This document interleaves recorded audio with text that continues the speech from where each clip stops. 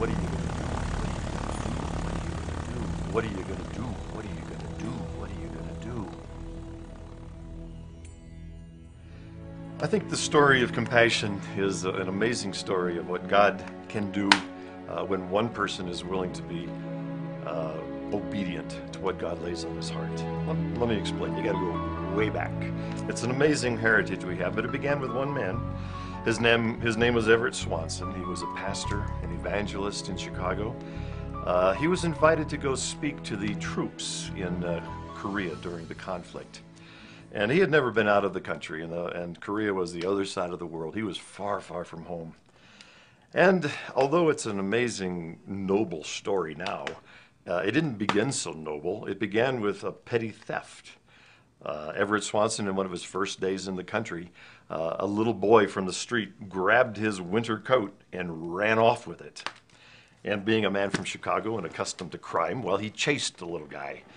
And the little guy ran around the corner, and when Everett finally rounded the corner, a little huffing and puffing, the little boy was gone. But there was his coat lying in the doorway of one of the shops, along with a bunch of rags. And he thought, well, the little guy must have just thrown it there and ran even faster without it. So he went to pick up his coat, and what he discovered when he picked up his winter coat was the face of a frightened little boy huddling underneath it.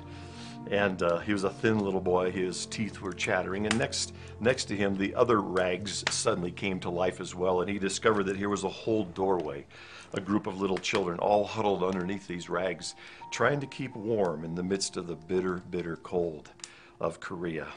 Well, his heart was moved with compassion, I think you can say.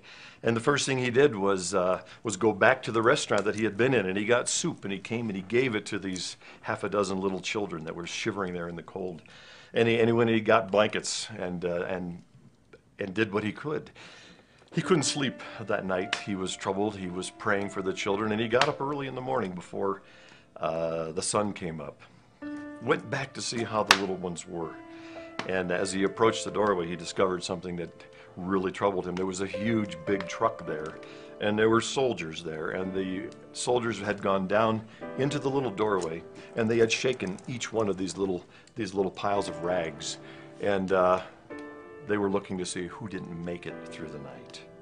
And those that didn't survive were picked up and thrown into the back of the truck and whisked away. And by the time the sun came up in the city of Seoul, Korea, the horror of the night had passed.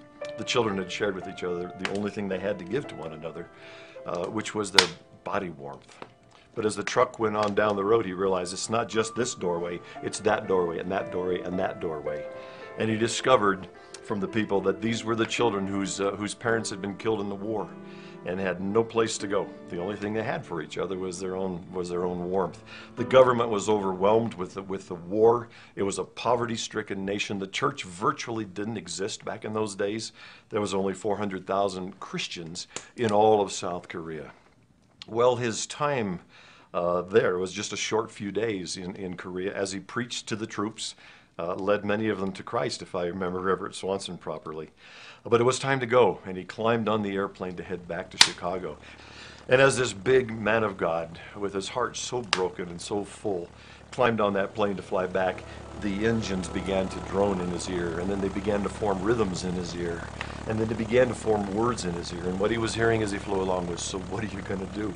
What are you going to do? What are you going to do? What are you going to do?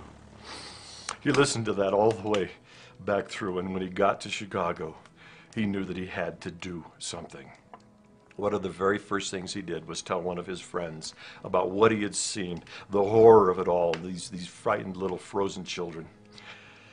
And his friend said, Everett, and he opened the drawer of his desk, and he pulled out a check for $1,000, no name filled on it, just a check for $1,000. And he said, you know, a long time ago, God told me, I want you to care for the orphans and for the widows in the world. So when someone comes and tells you about that need, give it. And he says, Everett, I'm giving it to you. So Everett Swanson, obedient to those engines, what are you going to do?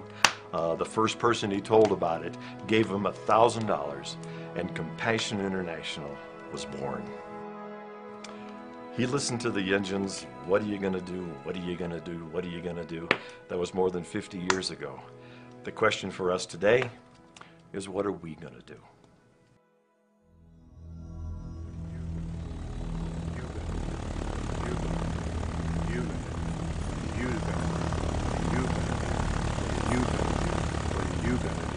What are you gonna do?